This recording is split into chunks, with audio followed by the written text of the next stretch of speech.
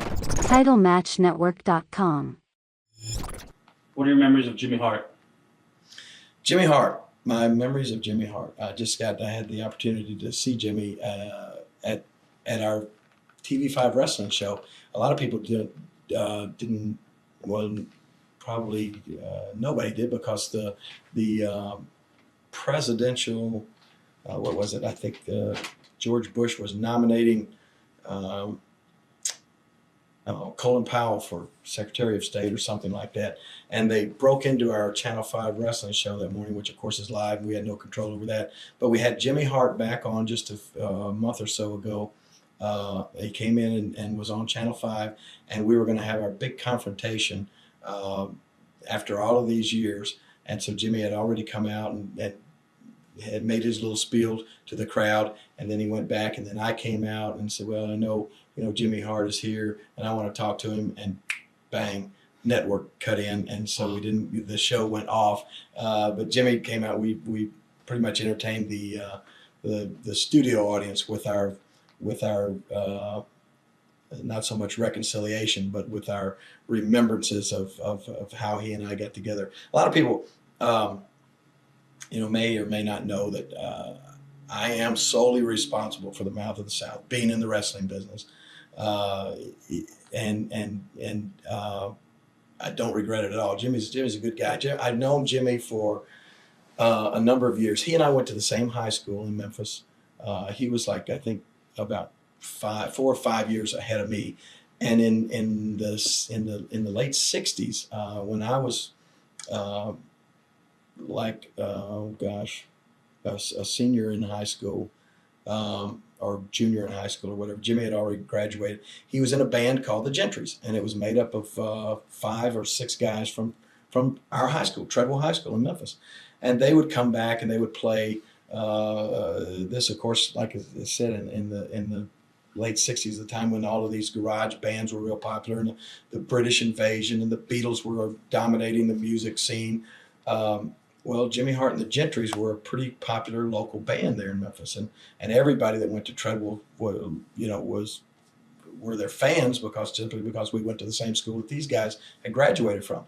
And they actually did a record called "Keep On Dancing" that went to #1 in the nation and knocked the Beatles off the #1 hit song chart. The first time that had happened by anybody from the United States. I mean, a record to knock these British groups off the charts. And so they had a million selling record, and they were like big stars. And I was, a big fan of Jimmy Hart and the Gentrys, but I had not actually met Jimmy.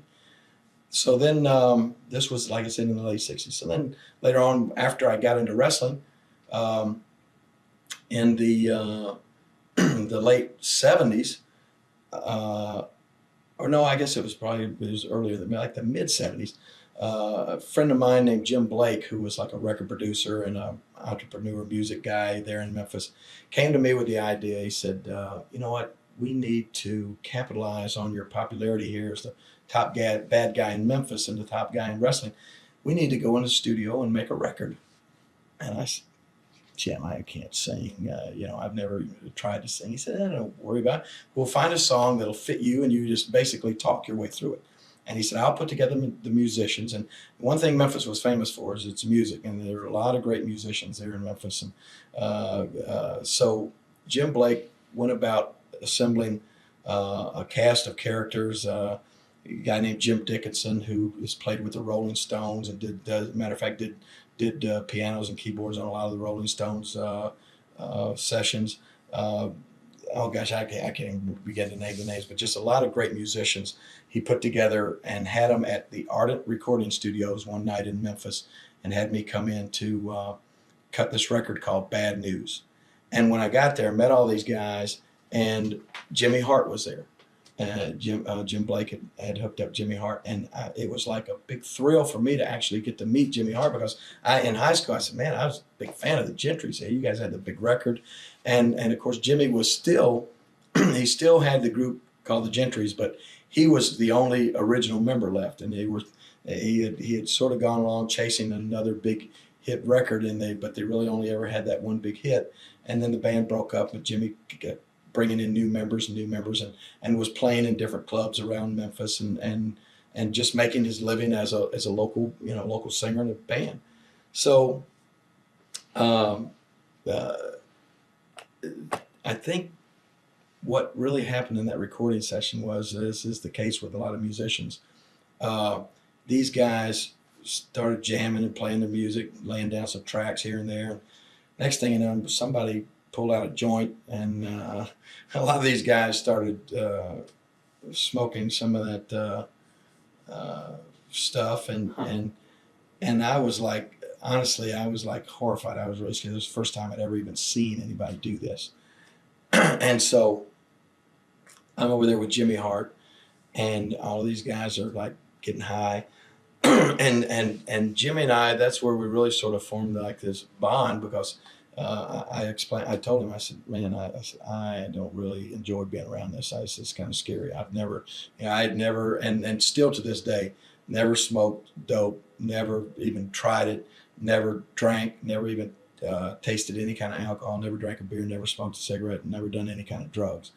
And I was explaining that to Jimmy Hart, and he was the exact same way. Never smoked, never drank, never done any drugs. And so he and I wound up, sitting over there doing our stuff, and all of these other musicians doing their thing. So that's where Jimmy and I became friends, and he started coming to the matches and watching the matches. And then we got the record cut and out, and it got some airplay, and it was not a great record by any means. The music was good, but it still got a little notoriety. And then Jimmy and I went on, and we did some singing together, and made some more records. And actually, I think we wound up putting out like 2 albums and about 7 or 8 single records. And I got a chance to, just being that celebrity opened up a lot of doors, and gave me some opportunities to do things that I certainly would have never gotten to do and have fun doing. Meeting a lot of great musicians, working in Sun recording studios, right where Elvis Presley and Johnny Cash and all of these Jerry Lee Lewis and guys had recorded, and working with Knox Phillips and Sam Phillips and Jerry Phillips, and people that had done recordings on all of these great singers. So Jimmy, as I said, and I were doing some singing together. Of course, I was doing mostly wrestling, and this was, I think, it was probably in like 1977, because Sam Bass had died in 1976, and I was just kind of floundering around without a manager, and I'd try a valet here or a manager there. Couldn't really hit on anybody that clicked, and so I asked Jimmy if he'd like to. He's a charismatic guy, another guy that was never afraid of the microphone and really bubbly and energetic. And I said, hey, you know what? Why don't you come to TV, and we'll dress you up and put you out there as my manager? So it just worked. Jimmy was a natural, and you can look at what he's done. He's been very, very successful, and Jimmy is the master of, and he'll still tell me he told me on the phone just the other day, he said, you're the one that taught me this. Always tell people what they want to hear. And Jimmy is the master of that, and he's made a great career out of doing that, and he's still around today and doing well. And Jimmy's one of the few guys in the business that I can say is really a real friend of mine. TitleMatchNetwork.com